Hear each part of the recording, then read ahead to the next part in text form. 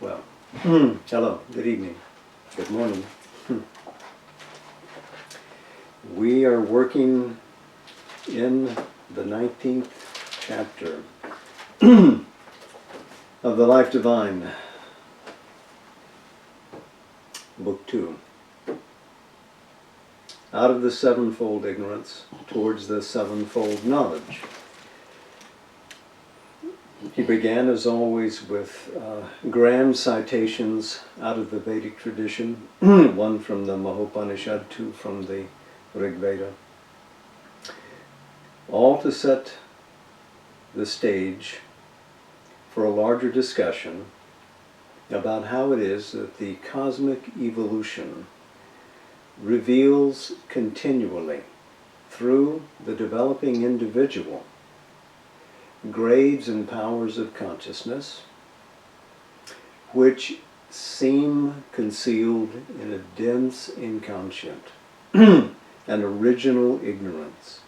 And as we burst through layer after layer of limitation, we find more and more largely that the Spirit coheres and exists all around us and within us.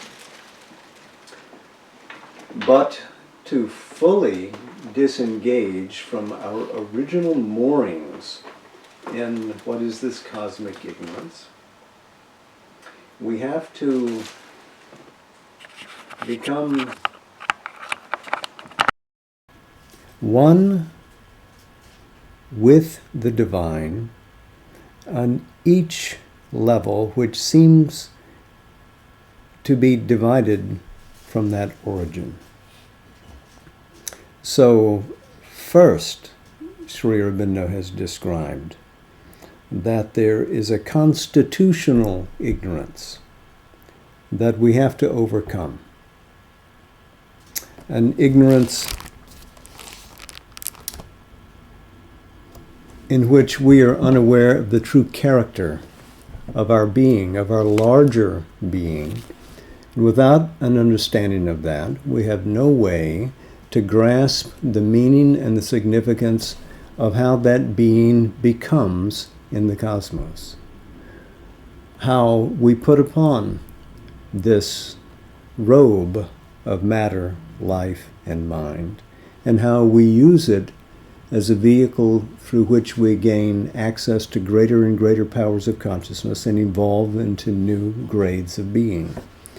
So first, he's working on this idea that we're stuck in this constitutional ignorance. And as we have grown, we have now arrived at a point where we have become mentalized animals, where we are capable of governing our lives with the light of the mind, that we're no longer simply driven by unknown physical, emotional, and mental processes, but that we can become aware of them, that we can reflect upon them. And so we'll pick up his argument now as he enters into the ideal mental life that we may have found in ancient Greece. And before I read this, remember that Sri Aurobindo was a scholar in Greek at Cambridge. In fact, he won firsts in that field. Though he was masterful in Latin, he was even better in Greek, I think. So he begins, it is this perception of life that was put in front by the Greek thinkers. And it is a vivid flowering in the sunlight of this ideal that imparts so great a fascination to Hellenic life and culture. In later times, this perception was lost, and when it came back, it returned much diminished, mixed with more turbid elements.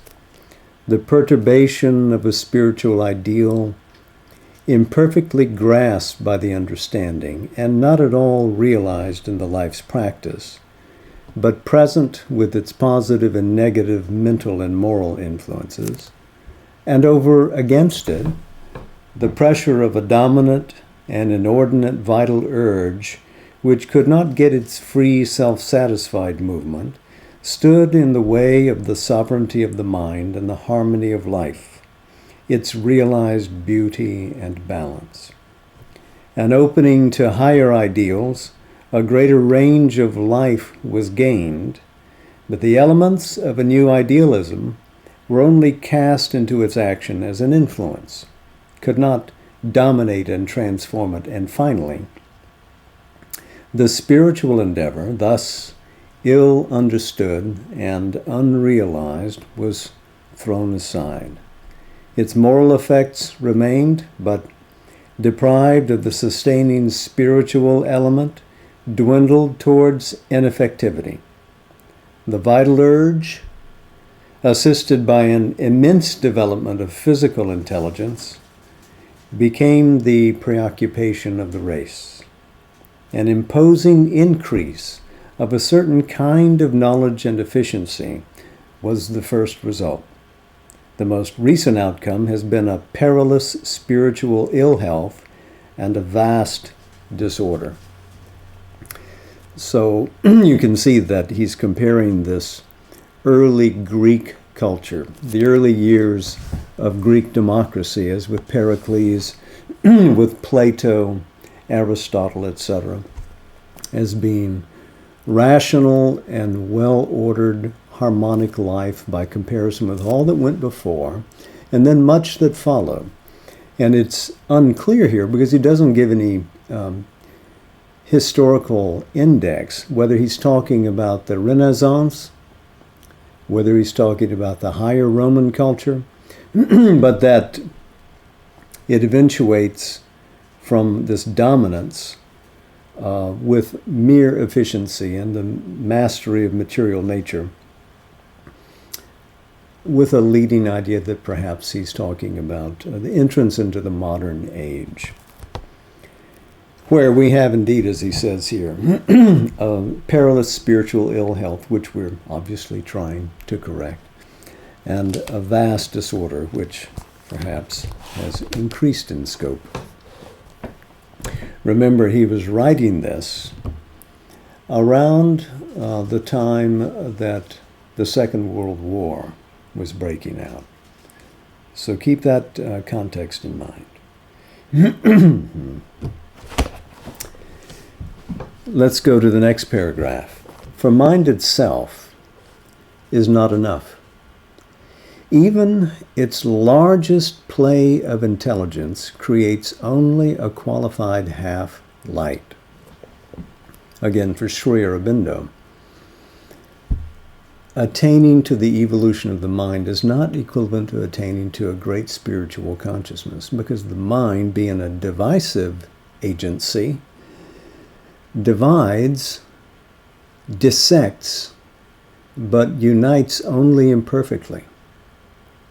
And if the goal is to attain a many-branching oneness, here in matter, vivified in life, available vibrantly to the mental vision, then the mind cannot of its own accord offer that. It aspires, it feels called to it.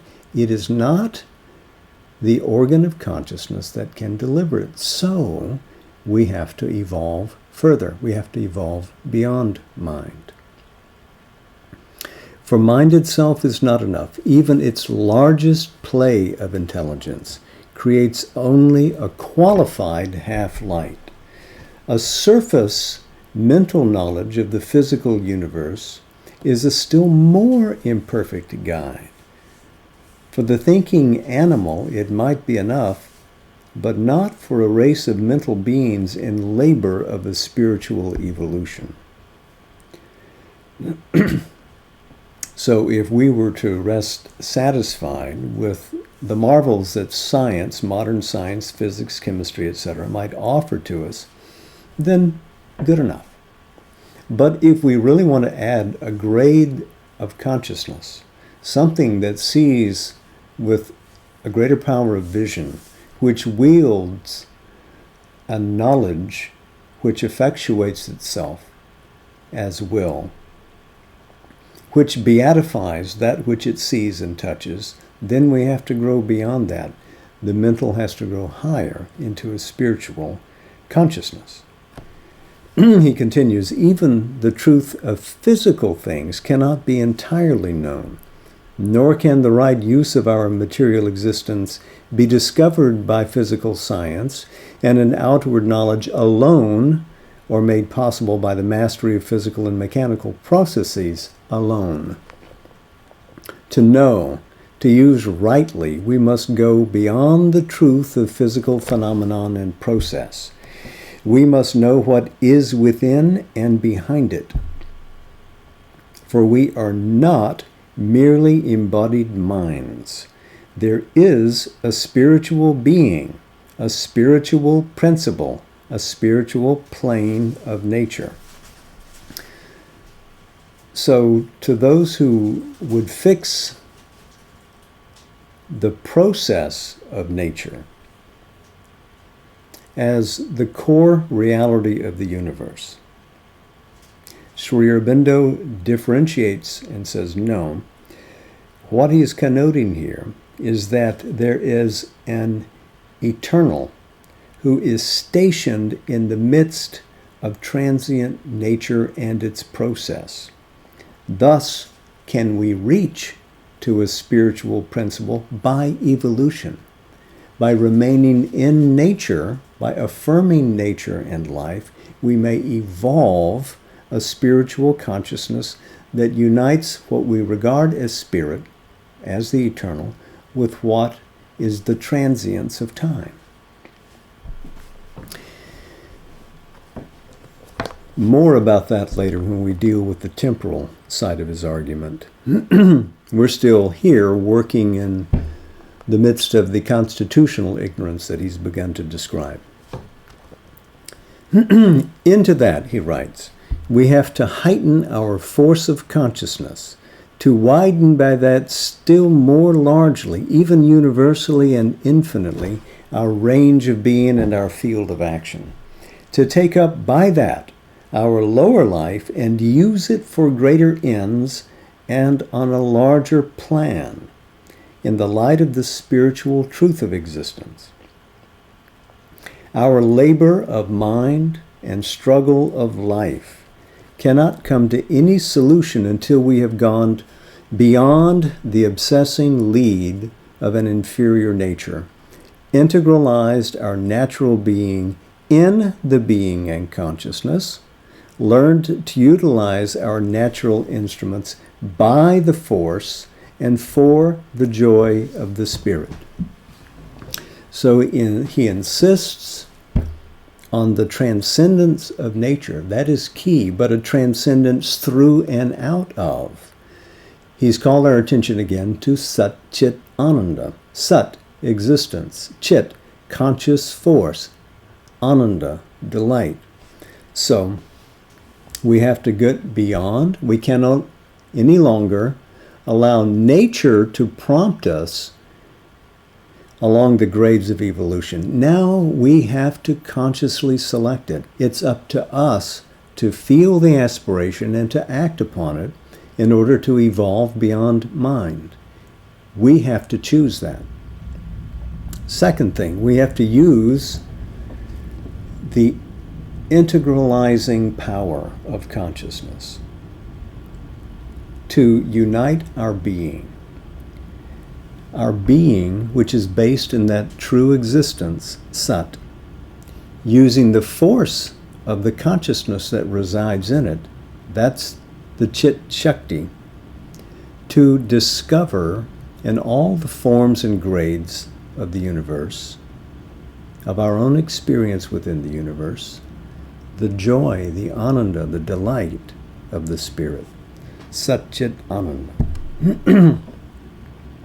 Then only can the constitutional ignorance, he says, the ignorance of the real build of our existence from which we suffer, change into a true and effective knowledge of our being and becoming.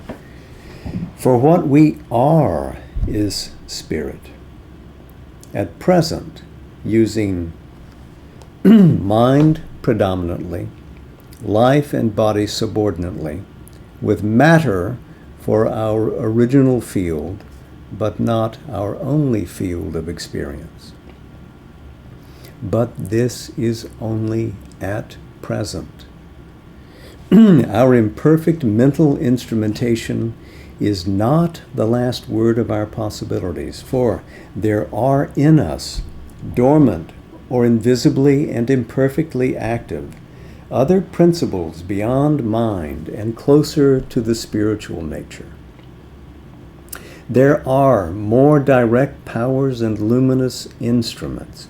There is a higher status. There are greater ranges of dynamic action than those that belong to our present physical, vital, and mental existence. These can become our own status, part of our being. They can be principles, powers, and instruments of our own enlarged nature. But for that, it is not enough to be satisfied with a vague or an ecstatic ascent into spirit, or a formless exaltation through the touch of its infinities. Their principle has to evolve as life has evolved, as mind has evolved, and organize its own instrumentation, its own satisfaction. Then we shall possess the true constitution of our being, and we shall have conquered the ignorance. So observe the process. We must continue to work with the very principle of evolution that has been at work in the cosmos from the beginning, stirring out of the darkness of its inconscient moorings, matter. In matter, having drawn forth the principle of life. From life, having drawn forth the principle of mind. Even so, we must go beyond mind, beyond the mental, into something supramental by following this same course. So it isn't that something is going to drop into us automatically. We have to evolve it. We have to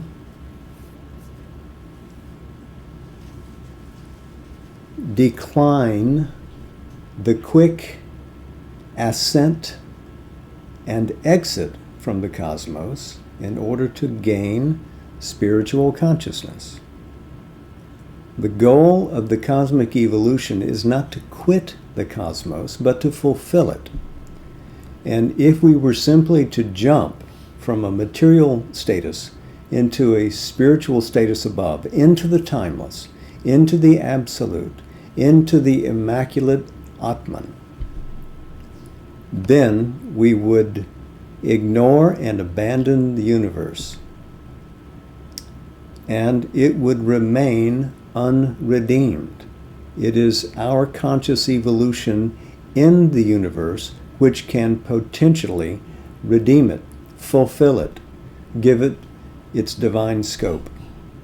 If there can be a life divine upon earth, it depends upon the discovery of the spiritual consciousness through evolution, not by canceling the universe, but by affirming it. He continues now, the conquest of our constitutional ignorance cannot be complete, cannot become integrally dynamic if we have not conquered our psychological ignorance, for the two are bound up together. So we don't know the build of the world, and we don't know what constitutes ourselves. So now he's going to go into a sophisticated examination of what is the nature of our psychological being. We won't finish it all tonight, but we'll get part of the way through. Our psychological ignorance consists in a limitation of our self-knowledge to that little wave or superficial stream of our being, which is the conscient waking self. This part of our being is an original flux of formless or only half-formulated movements carried on in an automatic continuity, supported and held together by an active surface memory and a passive underlying consciousness in its flow from moment to moment of time, organized and interpreted by our reason and our witnessing and participating intelligence. Behind it is an occult existence. An occult here simply means hidden. Behind it is an occult existence and energy of our secret being, without which the superficial consciousness and activity could not have existed or acted. So we're aware of that superficial action. We're not aware of the greater gulfs of our own being. In matter, only an activity is manifest. Inconscient in the outside of things, which is all we know, for the indwelling consciousness in matter is secret, subliminal, not manifested in the inconscient form and the involved energy, but in us, consciousness has become partly manifest, partly awake. So he suggests that there is indeed a consciousness in matter itself, in a kind of swoon. He continues, but this consciousness in us, he means, is hedged and imperfect.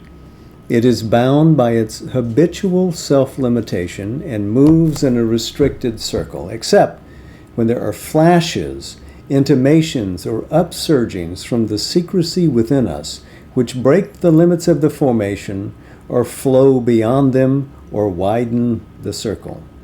But these occasional visitations cannot enlarge us far beyond our present capacities, are not enough to revolutionize our status. So there is a larger subliminal self. On the surface, a much smaller replique of that, jetting out to interface with the world, is the personality that we know, the being that we're aware of. Occasionally, we may get some communication from that larger subliminal self, from the subliminal mind or the subliminal life energy that shoots its way into the field of our vision, even on the surface, and then suddenly we're illuminated for a moment. We have an insight.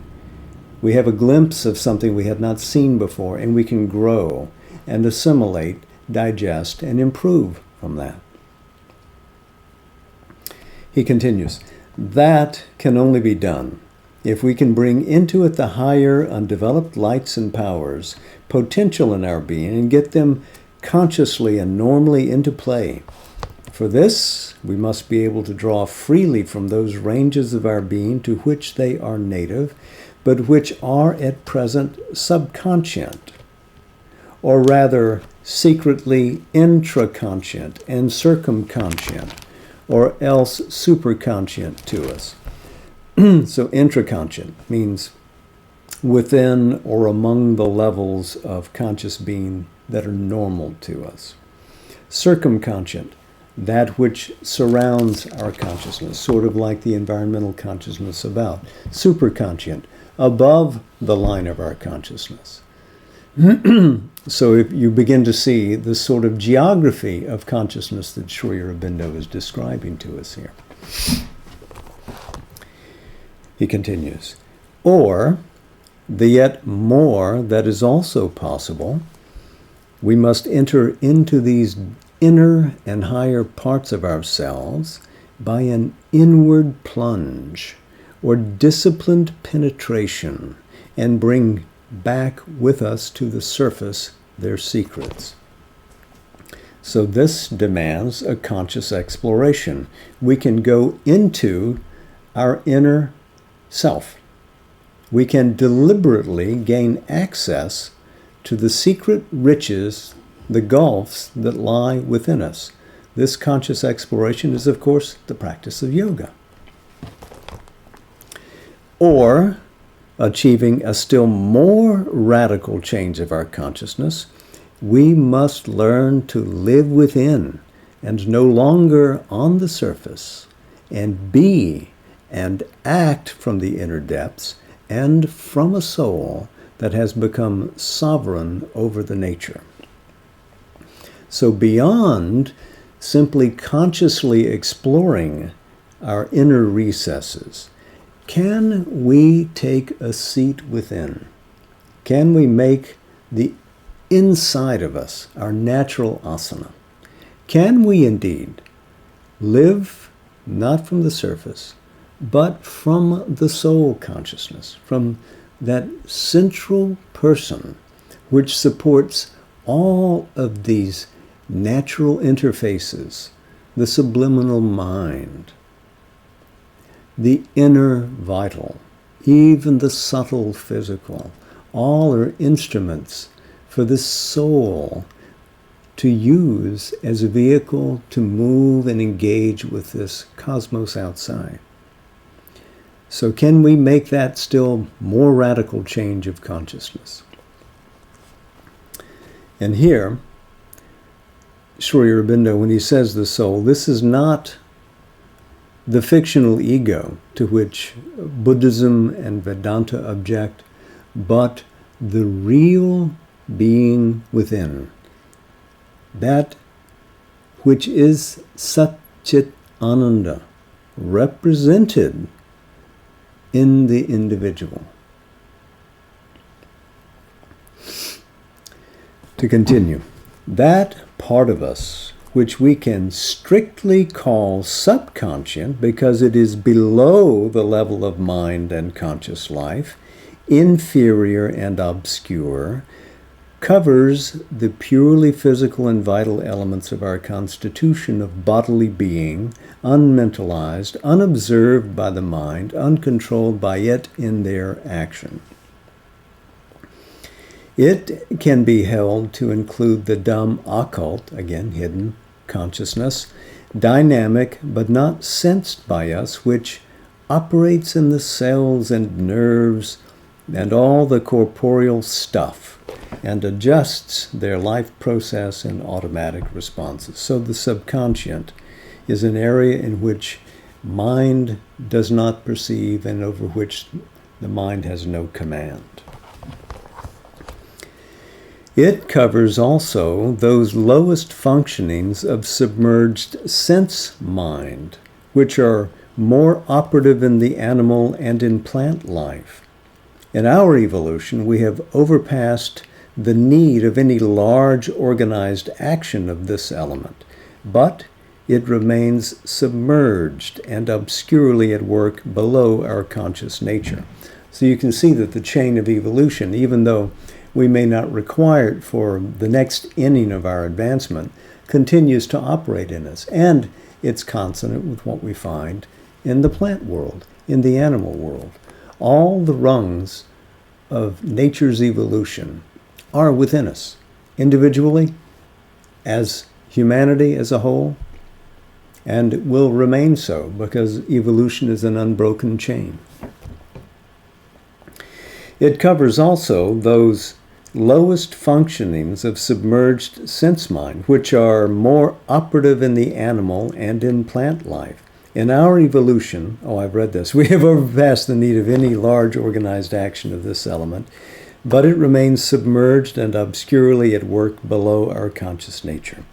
This obscure activity extends to a hidden and hooded mental substratum into which past impressions and all that is rejected from the surface mind sink and remain there dormant and can surge up in sleep or in any absence of the mind, taking dream forms, forms of mechanical mind action or suggestion, forms of automatic vital reaction or impulse, forms of physical abnormality or nervous perturbance, forms of morbidity, disease, unbalance. So these are those warehouses in the subconscious where all that is half digested is stored away. These would be the vasanas. These would be the sanskaras in Sanskrit terminology. What is normally not part of our awareness still remains accessible to us and can have their voicings through our speech, can compel our behavior, can people our mind. Out of the subconscious, we bring ordinarily so much to the surface as our waking sense mind and intelligence need for their purpose. In so bringing them up, we are not aware of their nature, origin, operation, and do not apprehend them in their own values, but by a translation into the values of our waking human sense and intelligence. But the risings of the subconscious, its effects upon the mind and body, are mostly automatic, uncalled for, and involuntary, for we have no knowledge and therefore no control of the subconscious. It is only by an experience abnormal to us, most commonly an illness or some disturbance of balance, that we can become directly aware of something in the dumb world, dumb but very active, of our bodily being and vitality, or grow conscious of the secret movements of the mechanical, subhuman, physical, and vital mind which underlies our surface, a consciousness which is ours but seems not ours because it is not part of our known mentality. This, and much more, lives concealed in the subconscious. And again, the meaning of a word dumb here doesn't mean stupid, it means inarticulate, not speaking.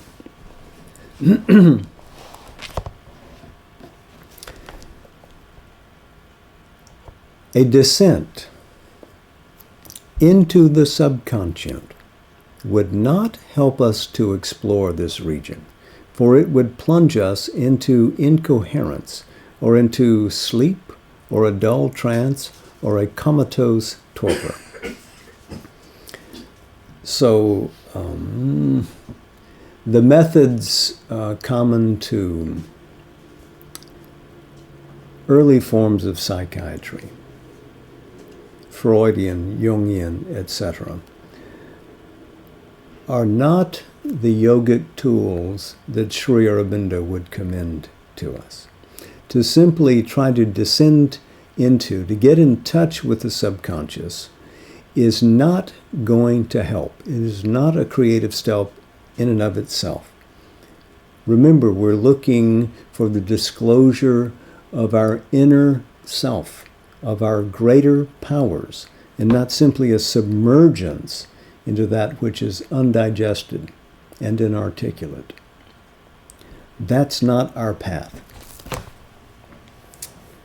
He continues, a mental scrutiny or insight can give us some indirect and constructive idea of these hidden activities, but it is only by drawing back into the subliminal or by ascending into the superconscious and from there looking down or extending ourselves into these obscure depths that we can become directly and totally aware and in control of the secrets of our subconscious, physical, vital, and mental nature. So first, we have either to come into contact with our subliminal being. This is not the subconscious. Subliminal means behind the line of our awareness. So we have an outward-going mind, an outward-going vitality, but behind we have an inner mind which sees more vastly, more lucidly. We have a greater, braver, more courageous heart and vitality, which is full of heroism, full of the possibility of self-sacrifice and self-giving and going for the gold not for oneself, but for God. This is this movement inwards and upwards that he's talked about. Inwards towards the subliminal, upwards towards the superconscient, what is above the mind. This is what will give you the freedom to work with the subconscious without getting stuck.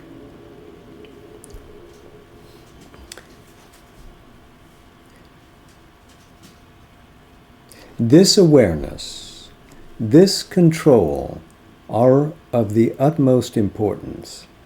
For the subconscient is the inconscient in the process of becoming conscious. It is a support and even a root of our inferior parts of being and their movements. So we do want to gain access to it, but safely, from greater regions of consciousness, not from lesser. It sustains and reinforces all in us that clings most and refuses to change.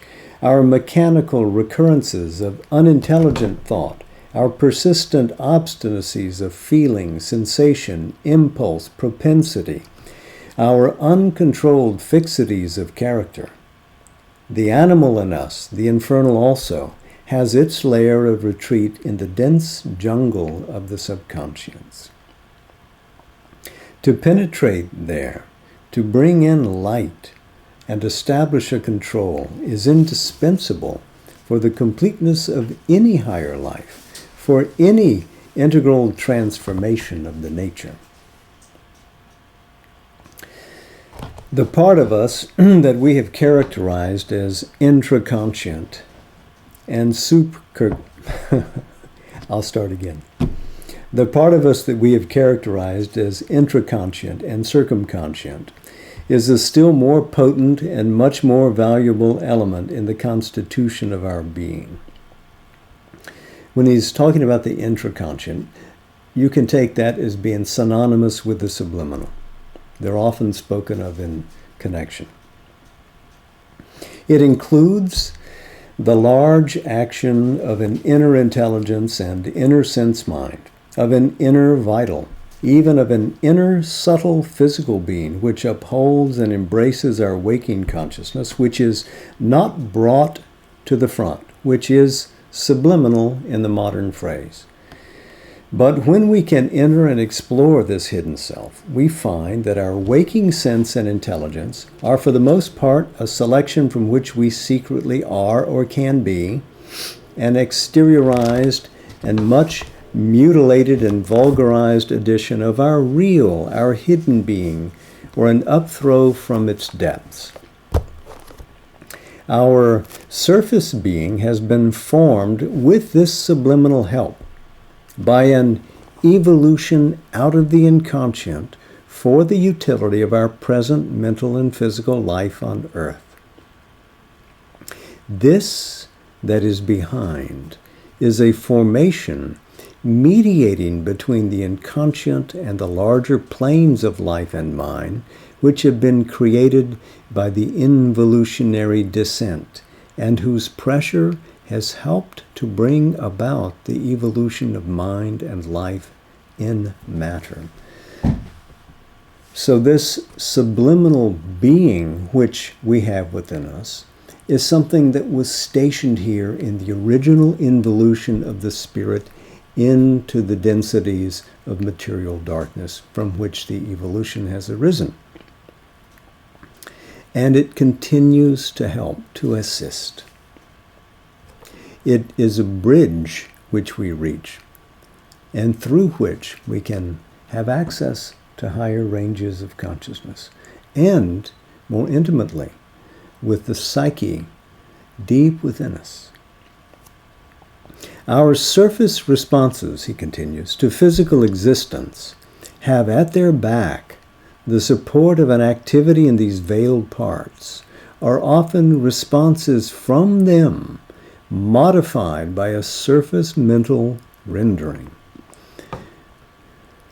But also that large part of our mentality and vitality, which is not a response to the outside world, but lives for itself, or throws itself out on material existence to use and possess it. Our personality is the outcome, the amalgamated formulation of powers, influences, motives proceeding from this potent intraconscient secrecy. So we have commerce with this subliminal, this intraconscient range of our being. Simply we're not aware of it. Our greatest insights often come flooding into us from there. Again, the subliminal extends itself into an enveloping consciousness through which it receives the shock of the currents and wave circuits pouring upon us from the universal mind, universal life, universal subtler matter forces.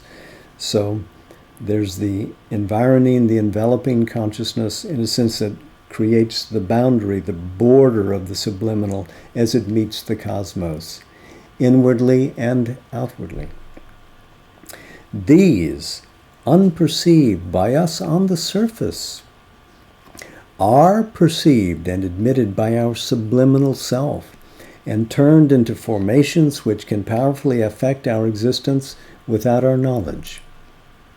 If the wall that separates this inner existence from the outer self were penetrated, we could know and deal with the sources of our present mind energies and life action and could control instead of undergoing their results. So if we were able to create an aperture and gain access to this inner being, if we could use our conscious will to sort of drill through this surface crusty physical consciousness that so dominates our life and became directly aware of what goes on in our subliminal depths,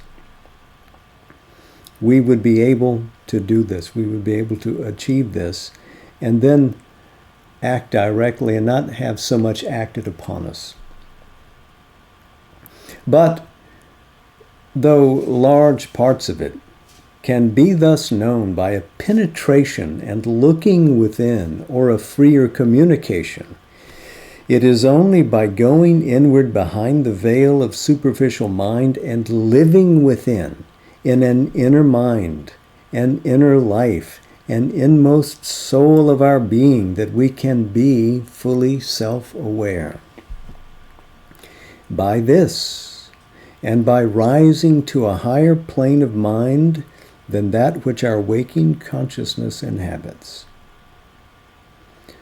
So we can go inside, discover in that subliminal being an inner mind, an inner life, station ourselves at one of those poises, best if we station ourselves in the inmost soul, and then use inner mind and inner life as direct agencies to act upon the rest of our instrumental being.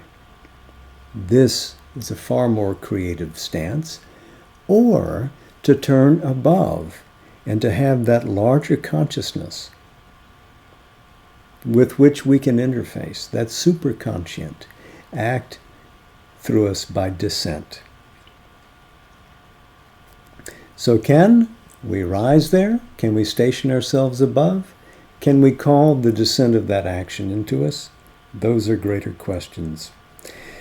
He continues, an enlargement and completion of our present evolutionary status, now still so hampered and truncated, would be the result of such an inward living. But an evolution beyond it can come only by our becoming conscious in what is now superconscient to us, by an ascension to the native heights of the spirit. To put it straight, we could, in a sense, largely perfect the current human status if we could live inside from the soul. But to outgrow the human status, to go beyond mind, to become supra-rational, to become super-conscient, indeed one day to become supramental, we must exceed this formulation of nature and advance beyond it. We have to transcend it.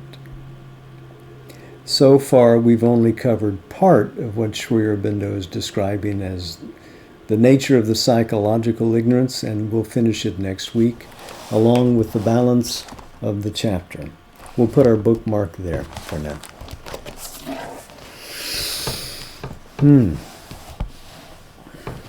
And let's turn to Savitri.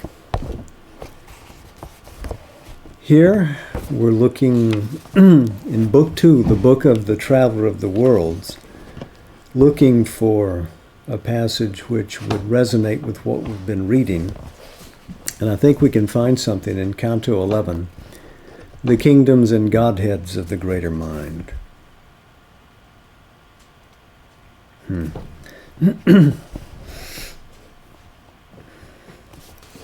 In a sun blaze of joy and absolute power, above the masters of the ideal throne, in sessions of secure felicity, in regions of illumined certitude. Far are those realms from our labor and yearning and call. Perfection's reign and hallowed sanctuary, closed to the uncertain thoughts of human mind, remote from the turbid tread of mortal life. But since our secret selves are next of kin, a breath of unattained divinity visits the imperfect earth on which we toil. Across a gleaming ether's golden laugh, a light falls on our vexed, unsatisfied lives. A thought comes down from the ideal worlds and moves us to new model, even here, some image of their greatness and appeal, and wonder beyond the ken of mortal hope. Amid the heavy sameness of the days, and contradicted by the human law, a faith in things that are not and must be, lives comrade of this world's delight and pain, the child of the secret soul's forbidden desire, born of its amour with eternity. Our spirits break free from their environment. The future brings its face of miracle near. Its Godhead looks at us with present eyes. Acts deemed impossible grow natural. We feel the hero's immortality. The courage and the strength death cannot touch awake in limbs that are mortal, hearts that fail. We move by the rapid impulse of a will that scorns the tardy trudge of mortal time. These promptings come not from an alien sphere. Ourselves are citizens of that mother state. Adventurers, we have colonized matter's night. But now our rights are barred, our passports void. We live self-exiled from our heavenlier home, an errant ray from the immortal mind, accepted the earth's blindness and became our human thought, servant of ignorance. An exile, laborer on this unsure globe, captured and driven in life's nescient grasp, hampered by obscure cell and treacherous nerve, it dreams of happier states and nobler powers, the natural privilege of unfallen gods, recalling still its old lost sovereignty. Amidst earth's mist and fog and mud and stone, it still remembers its exalted sphere and the high city of its splendid birth. A memory steals in from lost heavens of truth. A wide release comes near, a glory calls, a might looks out, an estranged felicity.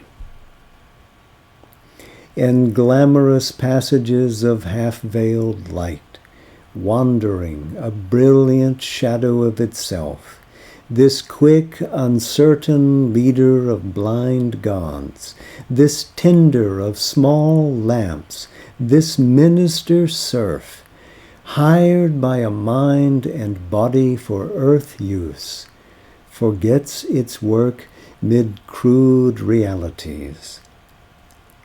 It recovers its renounced imperial right. It wears once more a purple robe of thought, and knows itself the ideal seer and king, communicant and prophet of the unborn, heir to delight and immortality.